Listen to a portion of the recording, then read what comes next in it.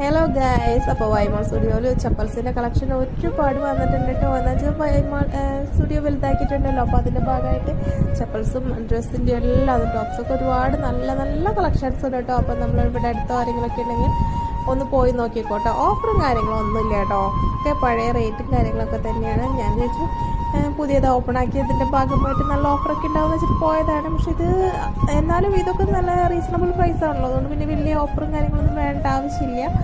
എന്ന് വെച്ചാലും ഇടയ്ക്ക് അവർ നല്ല രീതിയിൽ റേറ്റ് കുറച്ചിട്ടാറുണ്ടല്ലോ, അങ്ങനെയൊന്നും ഉണ്ടായിരുന്നില്ല കേട്ടോ.